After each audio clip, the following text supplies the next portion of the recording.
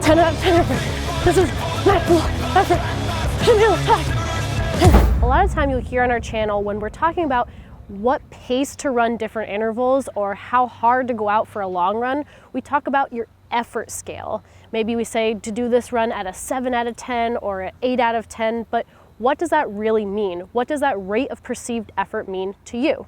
Look, no matter what your fitness level, anyone can use the rate of perceived effort scale, especially building into their training. As a coach, when you show up to a track workout with me and I say we're gonna be doing this interval at a 7 out of 10 effort, that 7 out of 10 should feel the same to everyone, but the pace is made different. My 7 out of 10 speed may be different from your 7 out of 10 speed. There are two scales most commonly used for talking about our training. The first one is the Borg scale. It's on a scale from 6 all the way up to 20. 6 being no effort at all, 20 being your maximal all-out effort. Now, 6 to 20 might sound like a little bit of a weird range, but if you put zeros on the 6 all the way up to the 20, it goes from 60 to 200, and they like to use that as heart rate training to get a better idea. Now, we don't technically use that scale that much here at the Run Experience, so let's talk about the one that we do use. Our scale is from a 1 to 10. This is what a 1 looks like, no exertion whatsoever. A 2 out of 10 is sitting up, maybe doing some work on a laptop, watching TV.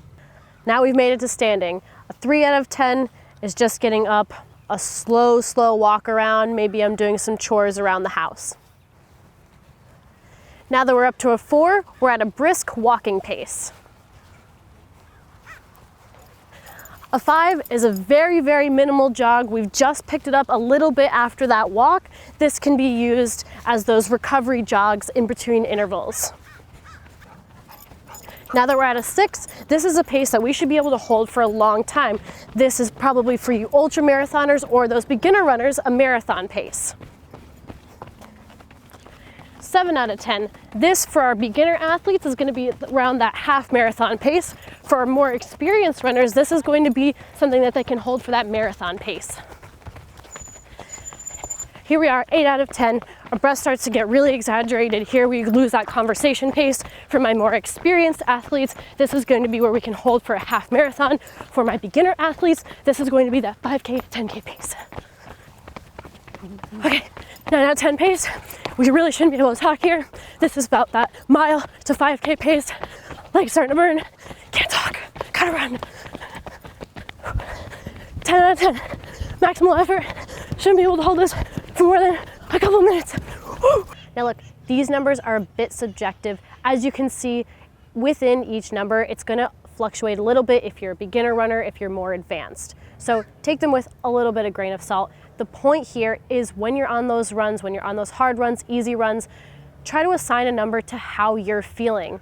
What does this feel like to me right now? That's what this is all about, is trying to just learn your body so that you can take that into your training. Because remember, not every run is meant to be done at the same effort. You can't sustain super hard efforts all the time, but you also shouldn't be sustaining super low efforts. That's not going to get us anywhere.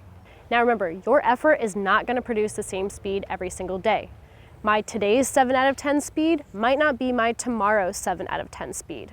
Learning to gauge these efforts helps you not be such a slave to your watch, because remember, this might not always be here for you. There also may be other things that are coming into play, like inclement weather, the terrain of which you're running in, or maybe just not feeling great that day, lack of sleep, something like that. That's going to have you being a little bit slower. But remember, you're going to be still putting out that same effort if you keep trying to hit those.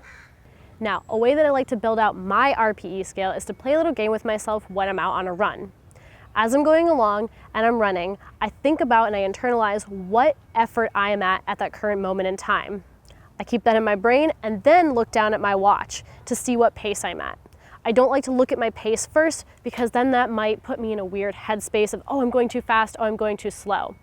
I then take this knowledge later and I can apply it into my training, especially for my marathon, knowing what paces that I can hit at what efforts. Now, if you want to put this theory to test, come join me in this follow along video I did right here. It's an all-in-one strength and tempo workout where you get to practice those effort levels. See you in there.